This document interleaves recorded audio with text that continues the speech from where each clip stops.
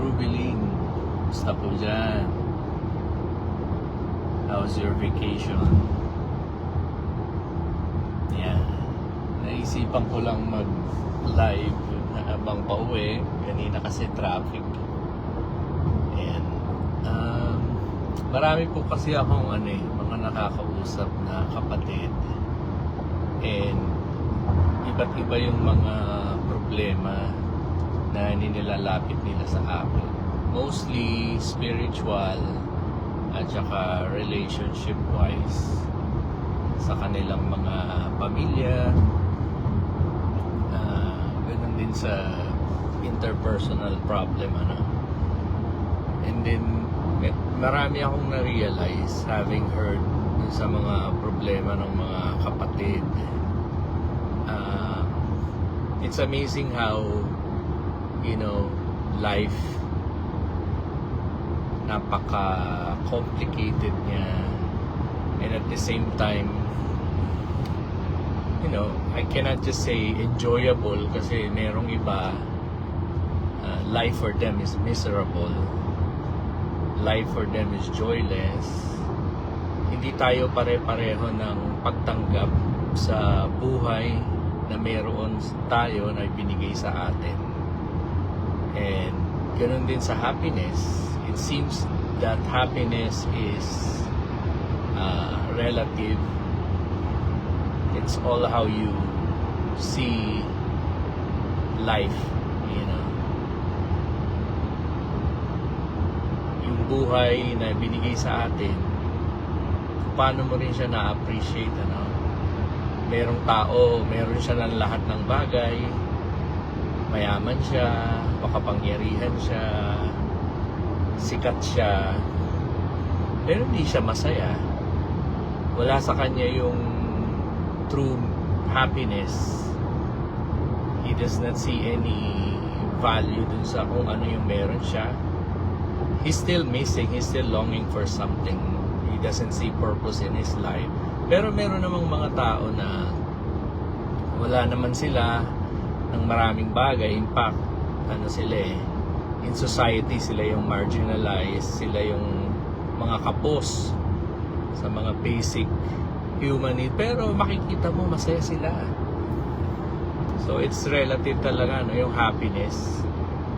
Happiness does not depend on kung anong meron ka sa buhay na ito. Happiness is how you value what you have and how you appreciate yung mga bagay na meron ka versus longing for something na wala ka, which you think na pag nagkaroon ka nun, only then magiging masaya ka.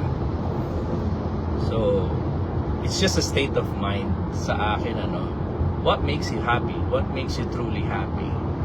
And even if you have the things that other people wish they have, the question is, do you value it? Do you see value in it? Kasi baka mamaya we're just chasing something that we thought that would bring us happiness. Pero once you get there, once you get it, once you achieved it, the question is, will that make you happy? Will that make you appreciate life? So, it's just a state of mind, yung kaligayahan. Meron nga silang tinatawag na hedonic treadmill. You think, pagka you've achieved more, when meron kang napuntahang isang lugar or naabot mo yung isang status, is you think you'd be happy, but you'd be surprised kasi you're not even moving. Kaya nga ang tawag nila hedonic treadmill. You're just staying in one place. Kumbaga parang no matter what you achieve in life, kung hindi ka naman magiging masaya, you do not see value, purpose, or happiness, it doesn't give you happiness. You're just on a treadmill. You're not going anywhere. You're just staying in one place. But yes, you are in motion. Yes, meron kang, you exert effort, but it doesn't really take you anywhere. You're just staying in one place. Which brings me to a realization na yun ang nangyayari sa atin ngayon, Maybe yung ibang nakikinig dito ngayon, na hindi naman alam yung pinagdadaanan natin. Kasi syempre meron din ako mga friends dito sa account ko na ito sa Facebook na hindi naman nila alam yung religion ko. So maybe siguro to my friends na hindi naman alam yung religious background ko, pardon me, if this would sound weird to you sa pakinig ninyo, but I'm talking to my brothers and sisters inside my former religion, former organization where I've been a member for 28 years of my life. When I was 18 years old, I converted from Catholicism to this group. And ito yung bumuo ng pagkatao ko kasi. It's hard to not to speak about this, the pressing issues and matters when it comes to spirituality, because I can boldly say ito yung bumuo ng pagkatao ko at the peak or at the prime of my youth. Hindi ako ganong na-expose sa mga, let's just say, mga bagay na dapat ginagawa ng isang kabataan o ng isang teenager. When I was 18, hindi ko siya masabing kalayawan, kasi even at that, yung naituro sa amin, sa religion namin sa loob na, yung salitang kalayawan, when I investigated, I look at the verses in the Bible, hindi pala ganun ang kahulugan ng salitang kalayawan the way it was presented to us. Nung nabasa ko siya, I think sa Galatians yun, parang yung mga kalayawan, yung mga nagsisipagsanay ng mga ganitong bagay, hindi magsisipagmana ng kaharian ng Diyos. Parang meron lang sa akin na gano'n. Tingnan ko nga ito sa Greek. Nung tinignan ko siya sa Greek, sabi ko, tingnan mo nga naman, hindi pala yun ang kahulugan ng salitang kalayawan. Siguro i-discuss na lang natin on a later part. But it made me realize ngayon, I'd never read the Bible how it's intended to be read. Kasi dati, and now I'm shifting my focus to my brothers and sisters inside the church. I never read the Bible the way it was intended to be read and understood before, because alam naman natin, meron tayong deep dependency when it comes to understanding spirituality and theology, kasi alam natin na highly dependent tayo sa teaching ng isang tao, which is si Bes nga, and now si KDR.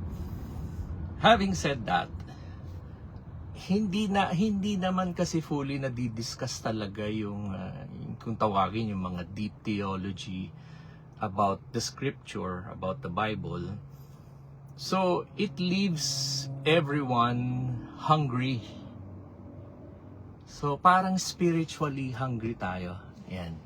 Before I continue, dami, hindi ko na, sino ba itong mga pupasok? Sis Ruby Lingo, Sis Yoli Sembrano, si Jaji Keiru, siguro yung iba pa, hindi ko na, pero shout out sa inyo, hindi ko nakikita lahat hindi lumalabas lahat ng name niya. So anyway, going back, nakaramdam ako ng,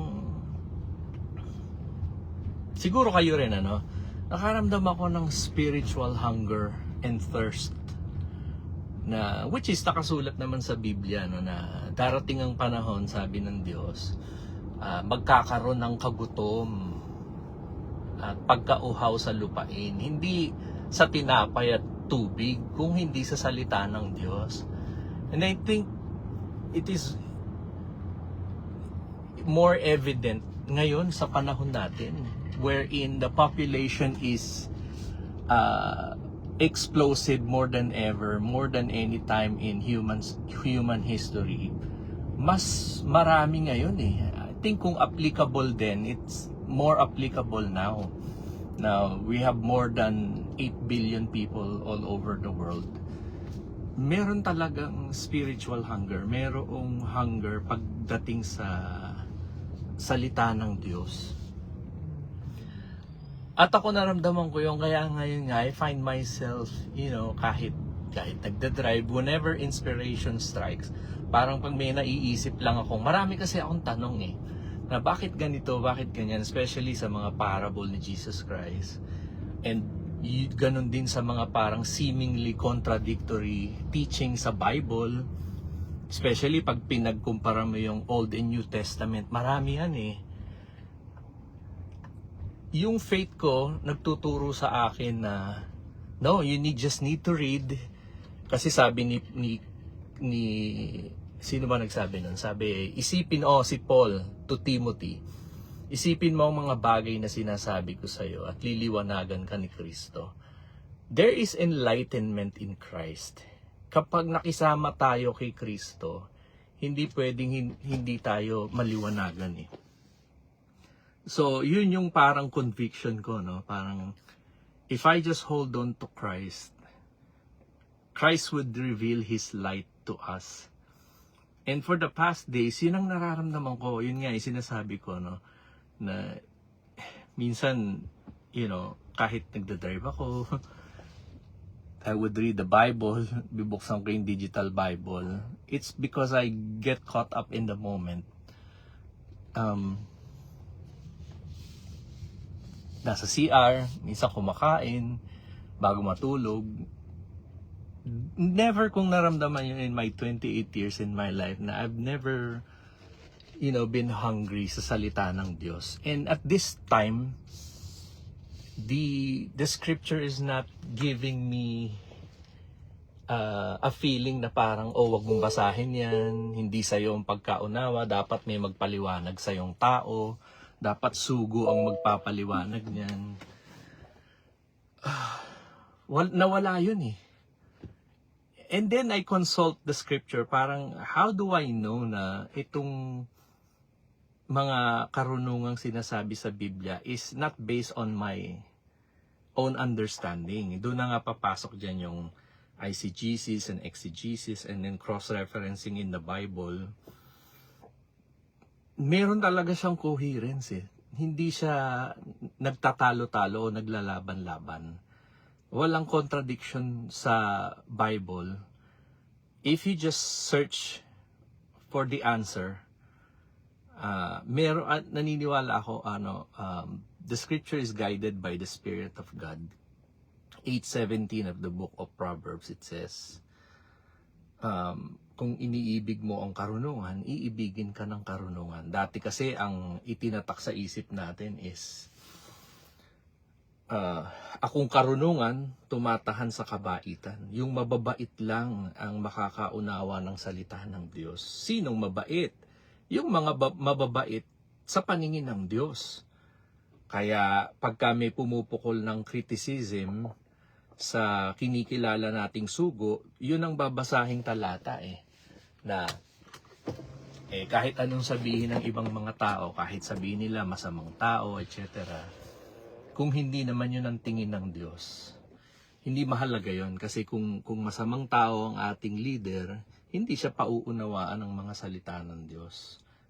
We were sold that idea and we bought that idea na kung sa standard ng pangtao, maaring may magsasabi masamang tao siya, pero sa paningin ng Diyos, dahil siyang nakakaunawa, kumbaga parang nahawakan niya yung tabak ni Damocles na one sword to rule them all. Walang makatalo sa diskusyon, walang makabali ng ating theology, ng ating belief.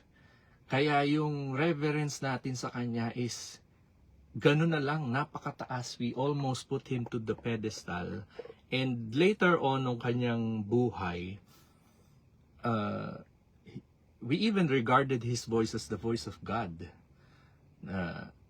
Kaya nga ngayon, nagkakaroon tayo ng,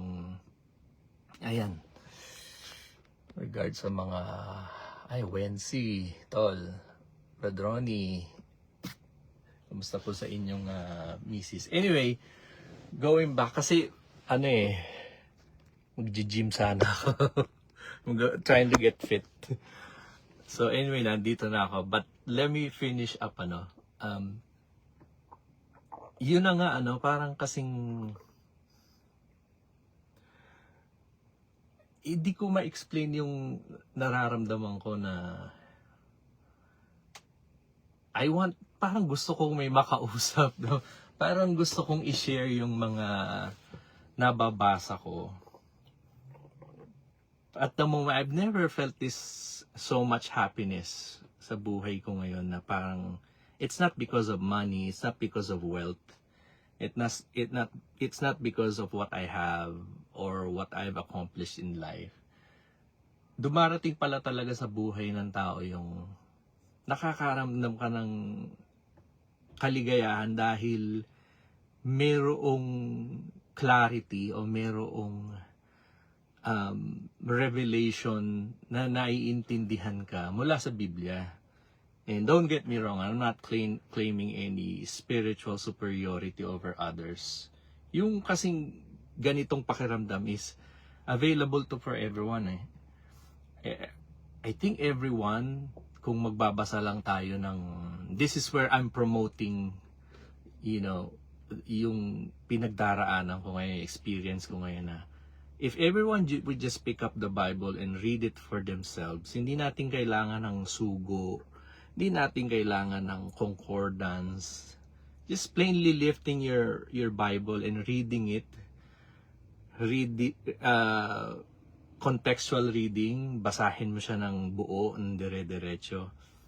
And immediately, something would click. Merong magliliwanag talaga eh. Kasi yun ang purpose ng kasulatan, is to enlighten the reader. Aside from the fact na pag binabasa mo siya, there's also self-discovery, no? It's the type of book wherein you just don't read it. It reads you back. It tells you what kind of person you are. May mga ganong revelation sa Bible na unassailable, so to speak, na it tells you what kind of person you are, na hindi mo siya kayang pasubalian, hindi mo siya kayang i-refute. Merong discovery na makikita ka about who you are, kung anong klaseng tao ka talaga, na hindi mo kayang i-deny. Kasi merong mga tao, they hate to be proven wrong. Meron ding mga tao na in denial, parang, or simply because pag may nagsabi sa kanila, even constructive criticism na, alam mo, parang ganito ka, parang gano'n, parang, sometimes people hate even constructive criticism, hindi welcome sa kanila na parang may nasasabing anything against them, ayaw nila nun nagiging defensive ang tao about that. And that's what's good or beautiful about the Bible is, it reads you back, it reads the reader back. Yan, tol, kamusta? With CJ. Yan, watching live sa office. Yan. Ayun nga kasi, nung isang araw nag-live ko, hindi ko lang tapos yung live ni Brad CJ. Sabi ko, yun, may sense yung sinasabi niya Happiness is a state of mind. It doesn't matter if you're poor, mediocre, rich, or filthy rich. Like, yung kung ano yung meron ka, it wouldn't bring you happiness or satisfaction in life. And even Steve Jobs, at one point in his life, he became one of the richest in the world. Nasabi niya yun Hindi ko lang kung nabasa niyo yung letter niya before siya mamatay. Na sinabi niya, I've reached the pinnacle of human success. Isa siya sa mga greatest mind when he was still alive. Sabi niya, wala kang pwedeng i-compare sa buhay ng tao because at his point in his life, he can give, he can pay anything, he can pay anyone, but one thing he can't do, he can't accomplish in his success, in his wealth, in his influence and power, is to pay someone to carry his disease for him. You can pay anyone to do service for him, to make him, do something for him, but Wala siyang makitang tao that would carry his disease for him. And the most expensive bed in the world is actually deathbed, sabi niya gano'n, which is imminent nung yung time na I think meron siyang certain kind of cancer na nakalimutan ko na eh. Pero anyway, pancreatic cancer yata. So, ayun, yung sa success niya and everything and his power and wealth, walang nagawa yun to stop death. Yung legacy niya, everything stopped talagang, which gives me an appreciation in life na yun nga yung sinasabi ko kanina, yung hedonic treadmill. Sometimes ang tao mayroong, para sa mga hindi nakapagsimula, we are in a hedonic treadmill na admittedly, it's also a confession for me na I think I'm in that stage in my life na parang I wanna get off of that hedonic treadmill. Parang life is becoming a constant chase, keeping up with the Joneses, so to speak, yung kasabihan nga nila na we're in a rat race. I wanna get out of it. And may mga specific time in my life na naaalis ako dun sa ganung klase ng kalagayan momentarily whenever I read the Bible. Nawawala ako dun eh. I forget everything. Minsan, I'm not aware of time. Yung mga problema ko, panandalian, nakakalimutan ko. Yung bigat ng kalooban. Everything. It's a form of escape for me. And I think it's a good form of escape na ilalagay tayo ng Diyos doon. Pardon me, no? It's just, I think I'm just getting more in tune with my spirituality. More than ever. Kasi dati, I was blinded. I was made to believe na I was a deeply spiritual person for the last 28 years of my life being inside MCGI, na hindi naman pala. I thought I was spiritual. Pero it did not change my heart. Maybe I thought I believe it changed my heart, pero it didn't. I was living in a hypocrisy back then. Hindi ko siya, if you ask me, in my prime sa loob ng MCGI, I would tell you I'm not a hypocrite. But now, having realized what I've realized now, I was nothing more than just a Pharisee inside MCGI. I was living in hypocrisy. And this is a confession. Pag nabasa mo kasi yung mga guidelines or standard of Christ living, being like Christ, I do not measure up to that. And I was ashamed. No? I was mortified. I even asked God for forgiveness. I asked God, sabi ko, I practically wasted 28 years of my life. But I'm willing to make amends. And I asked God for another chance. I said, if you were to give me another chance to get to know you more, na walang ibang magsasabi sa akin, ikaw lang, through your words in the Bible, show me who I really am. And show me what life really means. And what's my purpose in life? Bakit ako nandito?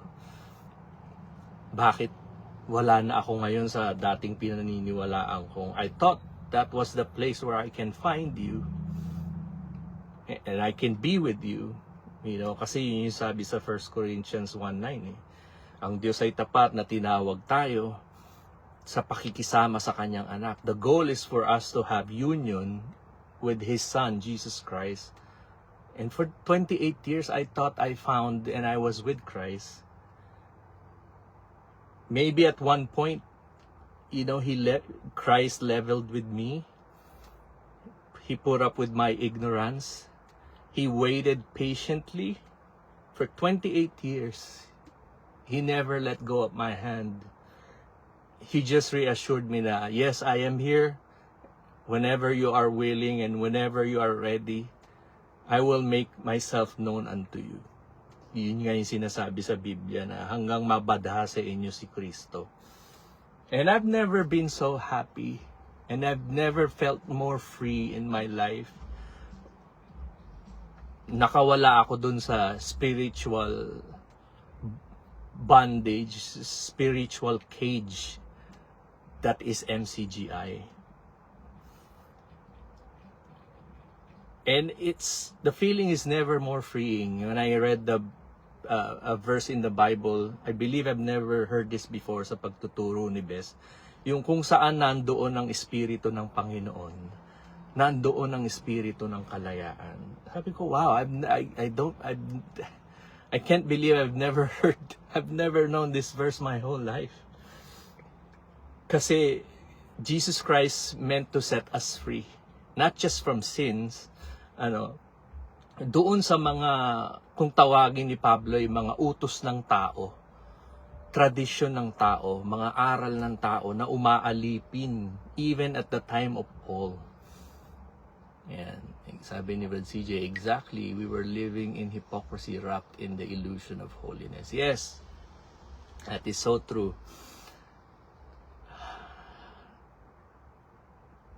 It's so hard to confess, expose your vulnerability to everyone, especially the people who judge you, who thinks differently of you, yung mga taong humahatol sa'yo.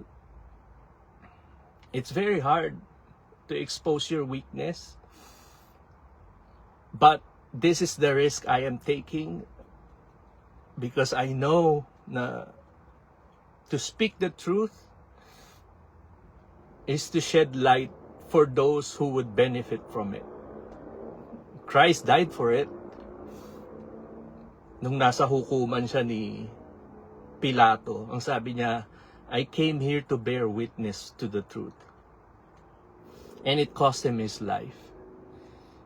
And I could care less kung anong isipin ng mga taong against me and not for me, because what I know in life and what I've learned in life is there is no amount of explanation that you could produce sa mga taong committed to misunderstand you in the first place, yung mga kaaway mo. There's no amount of explanation you could give them to make them change their mind about you. To them, you are bad. To them, you are evil. Just like what, how and what they saw in Jesus Christ. Masamang tao siya right from the start sa paningin nila. And even up until death and resurrection, masama pa rin si Kristo sa paningin nila. And that's just the sad fact of life. And we shouldn't be deterred by that. Kahit merong mga ganong mga tao, God will make you in company with those people who are like Him.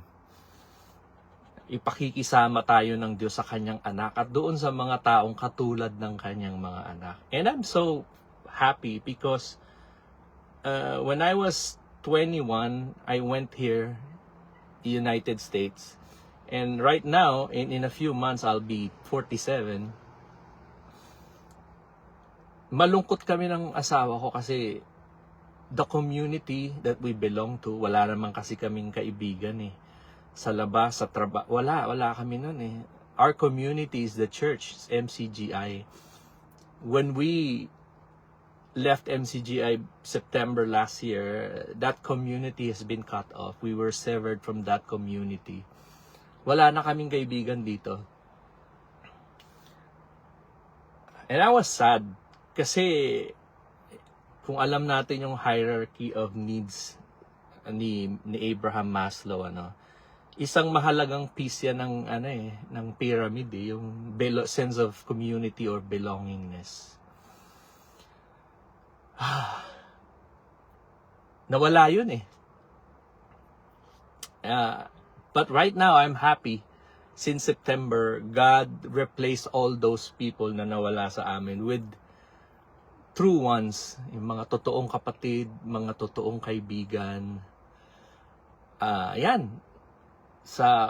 In the form of the people na mga kasama nating nagdaan sa parehong experience natin. Nandyan sila.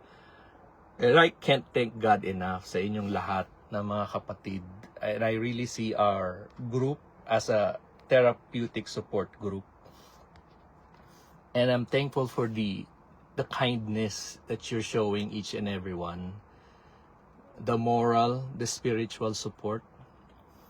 Yung pag-ibig na hindi pa kunwari. Yung pag-ibig na hindi naghahanap ng kapalit. Yung pagmamahal na hindi lang sa salita. Yung pag-ibig na nakahandang ibigay ang lahat. Yung damdaming nakahandang sumunod sa kalooban ng Diyos without pretense and hypocrisy. Nakikita ko yun sa community ng mga umexit. We comfort each other. We heal each other's wound with the help of God. And yung pag-ibig na is just organic. Yan yung love na nararamdaman ko ngayon sa community ng mga umalis, ng mga lumabas, it's just an organic kind of love na hindi pilit. Something that is not forced or dictated at that point. And I'm very happy. I'm glad na hindi na nagtagal yung journey ko. From the moment na, lumabas si Badong, nagsama sila ni Red CJ, and then na-discover ko na rin si Brad Ramil. And I got in touch with these people. I'm not afraid to say that.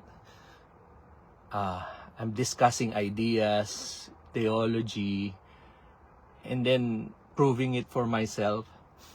And then I told them, leaving wouldn't be easy for me because syempre, yung kalagayan ko dito, saan ako nandun. Sabi ko, when I finally pull the trigger, there's no turning back. And here I am now. I can't believe I'm talking to you all, exposing my soul, yung pagkatao ko. Because for me, this is therapy. I need to get in touch with everyone that would understand, kahit hindi mo maipaliwanag. Hindi pilit, hindi rehearsed, hindi choreographed. The people that would understand and would feel kung ano yung sinasabi mo. Yan sabi ni Sis Yoli, salamat din sa inyo, Brad Ace. Naliligayahan ako at peace sa pakikinig sa inyo. Mahal ko kayo. Salamat sa Diyos, Sis Yoli. It's just therapeutic for me, especially wala naman po kasing taong walang problema. Each one of us is carrying on with our own battles in life. Lahat ng mga hardship, mga bigat sa kalooban. And it's a good feeling to have someone, knowing na someone is just there on a different side of the globe. May mga kapatid sa Europe, Italy, Japan, Philippines, everywhere. I'm just in contact with all of them. God just freed us from a cage. Yun talagang salita, Dinala tayo ng Diyos sa isang pastulan. Sabi kasi sa Ezekiel, sa 34, titipunin ko aking mga tupa, kukunin ko sa kamay ng mga bulaang propeta. At hindi na sila magpapastulan ng mga pastor na ito. Ako mismo ang magpapastol sa kanila.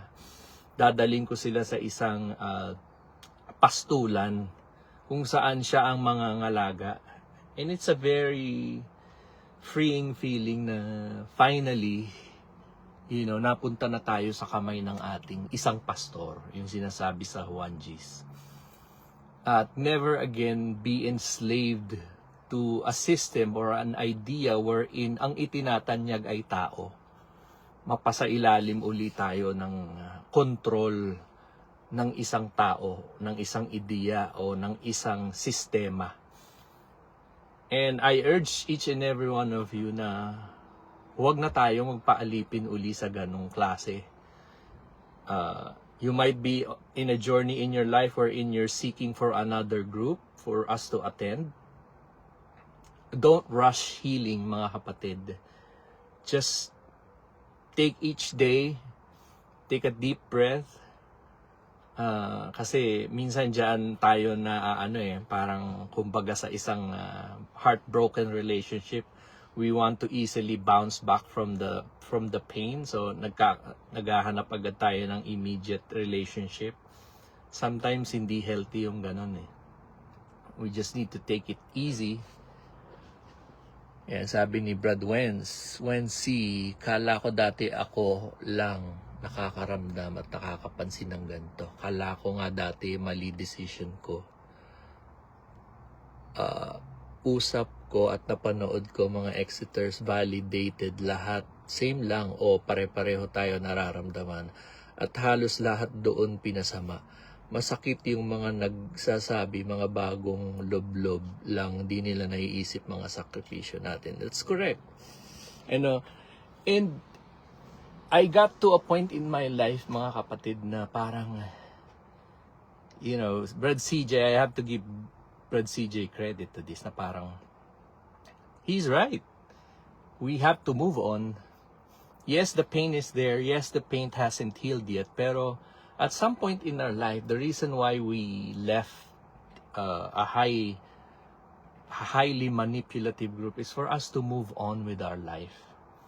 It is what it is. What has been done.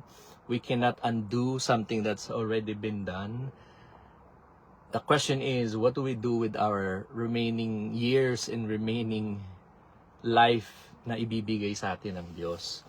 So, which is why it made me decide na parang magkakaroon ako ng paradigm shift sa goal ko ngayon. Kasi I think I've done, although not as enough ng mga ginawa nila Badong, nila CJ, nila DK,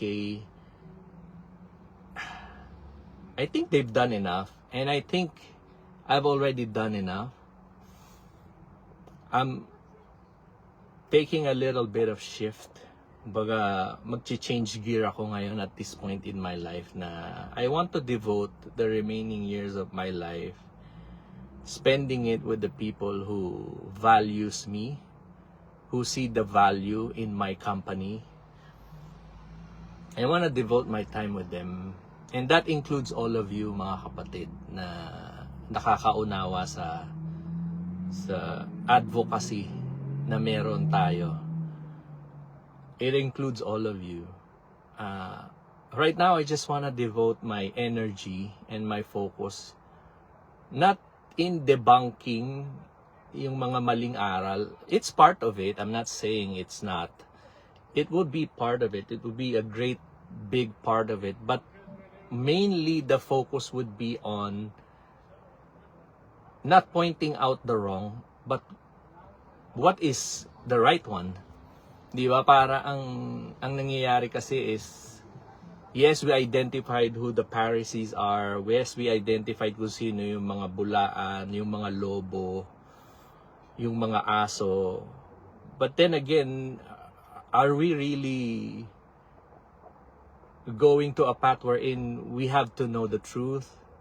Yung talagang pastor, yung Diyos. I think that's a much better focus, shift of energy na kailangan nating puntahan at this point in our life. And I urge each and every one of us na parang nauubos yung energy natin, so to speak, na parang at times parang nagiging ano na rin tayo. You might hate me on this, but you're free to conclude. But I don't mean this in a offensive or uncalculative manner na parang iba-iba kasi tayo ng journey, bro eh. I mean, okay, let me put it this way. I'm not imposing anyone to do this, but merely a suggestion or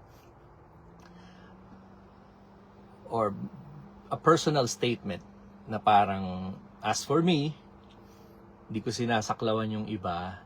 You're still free to criticize, pero coming from a place of healing, sa akin is parang, yun nga, ulitin ko ulit, I need to go back to statement ko kanina na parang I found refuge parang sa mga problema ko sa buhay. Whenever I pick up the Bible and read it for what it is in its entirety, nakakaramdam ako ng ng therapy, ng peace, ng kapayapaan. And I want everyone to experience that as well. Na parang yung emotion na nararamdaman ko as if I hear an audible voice from God that says, you're at peace, you're in a safe place, malayo ka na sa harm na ikokos sa'yo ng sino man. When you are with me, you are safe. Parang ang sarap ng pakiramdam talaga. There's no bitterness, wala nang, the pain is still there, the sugat is still there. May isang bagong kapatid na I was there for him every step of the way since bago pa siya. Pero, niho, wala akong narinig sa kanyang pangungumusta. Teka nga, i-rotate ko yung phone ko. Oh, hindi pala pwede. Sorry. Nung nag-start na ako hindi umattend, it was so easy for him to drop our friendship because there was a suspicion na laban na ako. Ganyan naging ka-judgmental ang mga kapatid na wala na ang compassion. See, that's the thing, Judge Kiro, And again, please don't take this as parang an attack, but look at it on a point of view na parang, again, I'm opening vulnerability for each and every one of us. Ito yung sinasabi ko na, ito ang isang mahirap sa isang tao, to really open up, to let your defenses and your guards down. But you know what, Judge Keru, you can do this with someone you feel unthreatened with. When you know that someone is ready to listen and understand you can finally put your guards down and your defenses down. Hindi ka na nasa defense mode or nasa attack mode. And this is what I'm trying to accomplish at this point. That's why bigla akong naisip, kailangan mailabas ko to eh.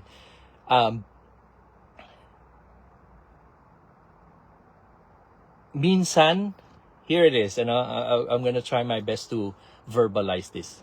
Ito yung gusto kong sabihin.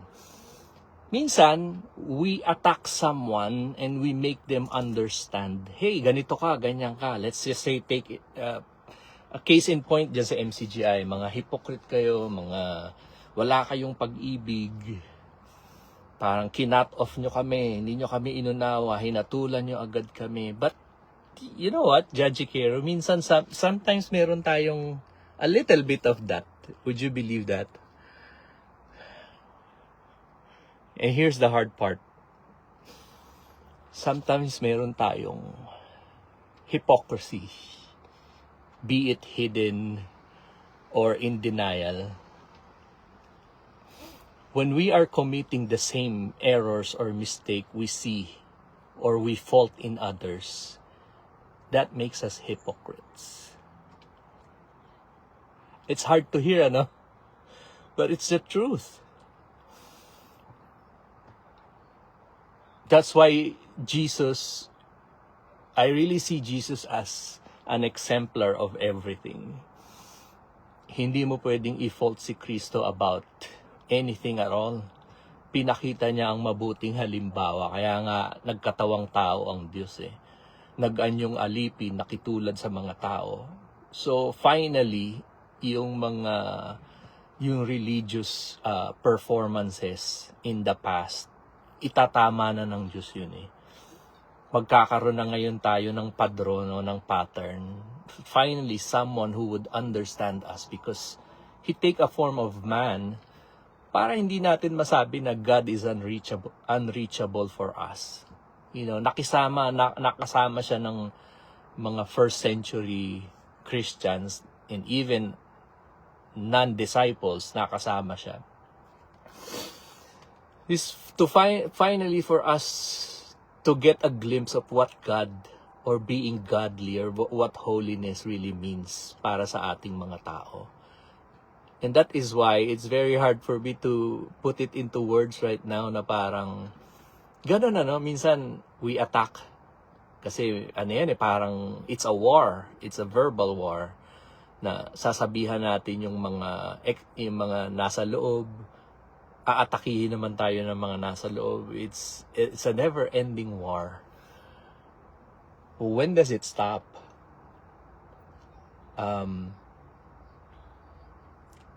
They say, bulag kayo, hindi nyo nakikita yung nakikita namin. But they're saying the exact same thing to us. Kayo ang bulag, hindi nyo nakikita ang nakikita namin. And who is to judge kung sinong partido at sinong kampo ang totoo? Doon ngayon papasok yung Diyos. At the end, God is the only audience that matters. Hindi yung sasabihin nila, hindi yung sasabihin natin. Sasabihin nila about us, sasabihin natin about them. It's an us versus them. And even, siguro hindi natin na-realize what we say about ourselves. Kasi minsan, maybe we are making believe na lang na parang, ako mabuti akong tao, ako hindi ako ganto, ako hindi ako ganyan. Baka mamaya we're just echoing the prayer of the Pharisees na kung naalala niyo yung parable ni Kristo, no? May dalawang taong pumasok sa templo upang manalangin, yung isang pariseo, nilitanyan niya na lahat ng mabuting ginawa niya sa Diyos ang audience kasi nun ang Diyos eh. At yung isa naman, isang maniningil ng buwis, hindi niya man maititig ang kanyang mata sa langit. Dinadagukan niya ang kanyang dibdib at kanyang sinasabi, Panginoon, Ama, patawarin mo ako sapagkat ako'y makasalanan, nagkasala ako laban sa iyo. Yun yung gusto kong state ng relationship na gusto kong ma-achieve. No, na parang, it doesn't matter what the world says. At this point, it doesn't even matter what I say and what I believe. But what does God see when He looks at me? Baka mamaya yung inaatake ko, ganun din pala ako. I'm just blinded by my self-righteousness. Baka hindi na rin natutuwa sa akin ng Diyos. That is why, yun nga, nagkakaroon ako ng, call it a paradigm shift for lack of better word. I want to be in that state of mind na parang, hey, I'm not here to perform, I'm not here to impress, I'm not here to make anyone believe kung sino ako, what I'm all about. I'm just here for God. What does God see in me? What does God think of me?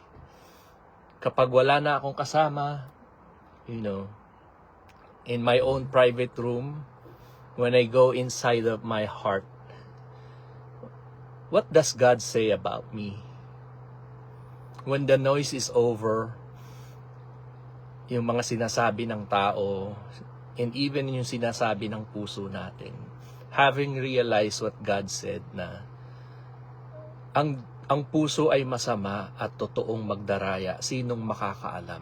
Akong Panginoon ang sumisiyasat ng puso ng mga tao. God alone searches the heart of everyone. Baka kasi mamaya we are blindly convincing ourselves that we are righteous than someone else, pero hindi naman ganon ang nakikita ng Diyos sa atin. I hope I'm getting my point across, and I hope even for not being verbally eloquent, na nako-convey ko, siguro doon na lang papasok yung alam ko na nararamdaman nyo spiritually. We are in that level of comprehension, mga kapatid. Like, whatever the words could not achieve, the Spirit can comprehend.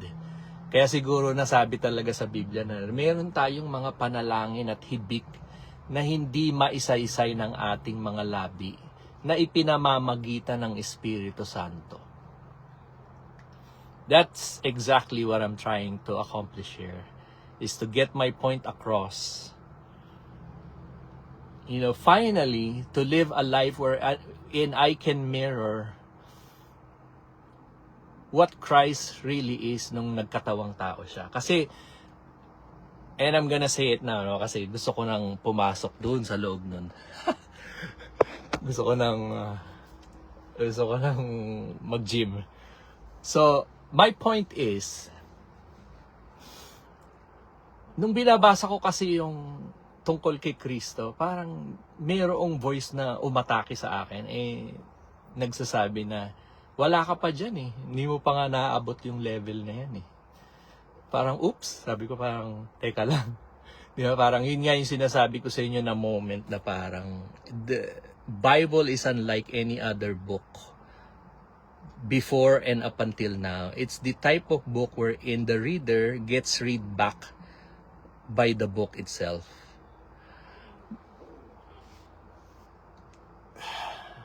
It's so hard. Hindi ko talaga malagyan ng salita yung gusto kong sabihin sa inyo. But I hope I'm getting my point across even if I'm at a loss kung ano yung mga right word na pwede kong gamitin.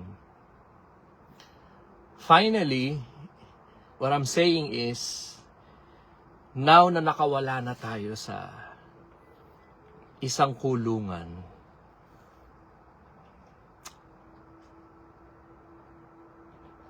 it's time to perform for God. Dati kasi we are performing holiness. Finally, it's time to perform. Kasi yun yung isang na-realize ko nung binabasa ko yung separation between the goat and the sheep. Nung pinagbubukod-bukod na ng Panginoon yung mga tupa sa kanyang kanan at yung mga kambing sa kaliwa, meron kasi akong false understanding dati doon Pero nung sinaliksi ko siya, sabi ko, oh wow, sabi ko parang, mali pala yung una kong unawa dito. Sabi kong ganun. May iba palang pinakikilala ang Kristo dito kung bakit sinasabi niya yung pagbubukod-bukod ng tupa. And some other time, I wanna share it with you as well. And I wanna ask you kung nakikita nyo rin yung nakita ko. A type of sharing, I don't call this preaching, I don't call this Bible study. I want to call this a sharing, We're gonna read from the verses of the Bible, and I want to ask you na kung ano rin ang nakita nyo doon sa ibig talagang sabihin ni Kristo doon sa, kasi pag binasa mo kasi yun, this is like the ultimate. It's not even a parable. Yung the segregation, parang yun yung pinaka-climax nung preaching ni Kristo doon sa Mount of Olive, yung segregation of the sheep and the goat. Sabi ko, ito pala ang message na gustong iparating dito. Parang, kasi ako, I scoured the internet. I even go to YouTube. Pinapakinggan ko yung mga nangangaral doon. Meron akong actually not isa, meron akong mga several na pina-follow na parang, sabi ko, they make sense, meron yung gawa ng mga AI na mga videos about, minsan okay din, pero iba talaga eh, pagka yung ang Biblia ang nag-reveal sa'yo. Sabi ko, ay parang mali pala yung narinig ko nung una, na parang dati tama. And I wanna, kumbaga parang interactive kind of sharing when we read the Bible. I wanna hear your thoughts. I wanna hear what you say. Parang ganon, yun ang gusto kong parang ma-achieve ngayon na hindi ko alam kung paano siya gagawin at this point in time, na parang it's a community of us sharing how we felt nung kapag binasa na natin yung mga talata ng Biblia. And para kasing wala akong makitang ganun pa at this point. Siguro hindi lang ako aware, meron naman. I'm not claiming cognitive correctness pero I'm not aware of anything like that. Siguro meron, pero ako wala akong personal knowledge.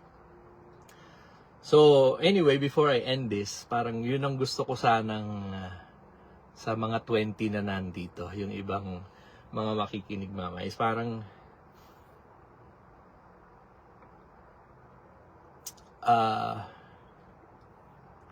finally a life lived with Jesus Christ. The stage is set. The audience is watching. The audience is listening. And again, that audience is God. A life that is not performative.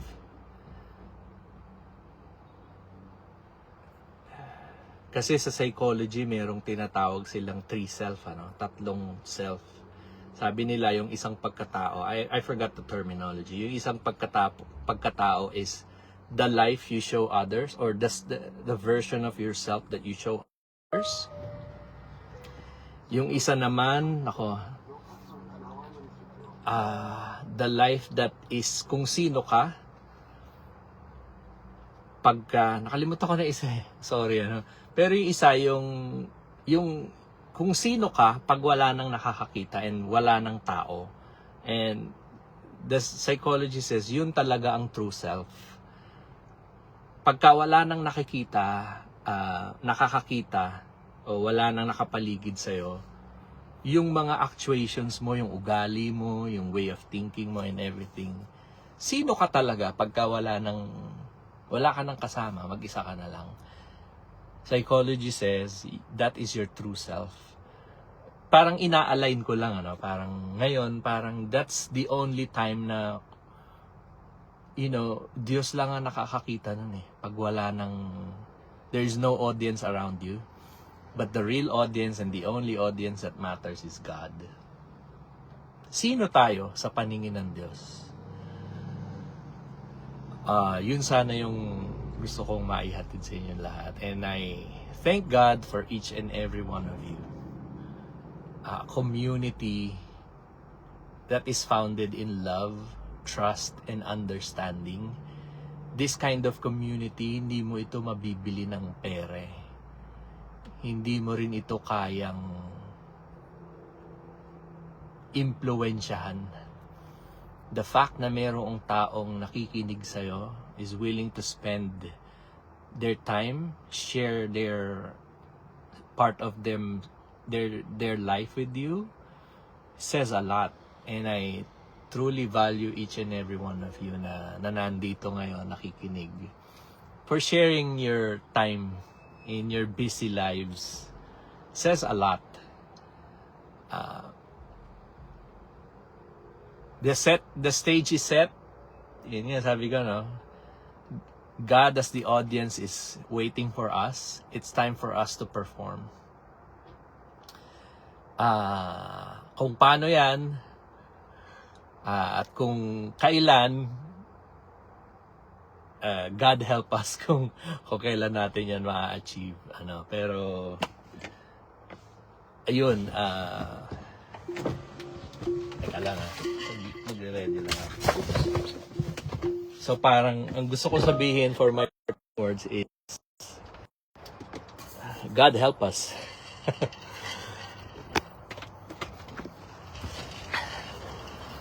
I just wanna express my gratitude to God na nandyan kayo. As my support group, I can't thank you enough sa support na binibigay niyo sa bawat isa sa atin. And sana in the future, mas lalo pang lumaki ang community ng mga meron talagang community na nagtitiwala talaga sa Diyos. At it's just a freeing feeling talaga. Hindi ko ma-express. Pasensya na kayo. Ako nagiging repetitive ako. But it's time for me to go inside kasi isuswipe ko na yung phone ko. But I wanna thank you. Until next time, sana kita-kita ulit tayo. God keep us safe. Salamat ng marami sa inyo. Bye for now.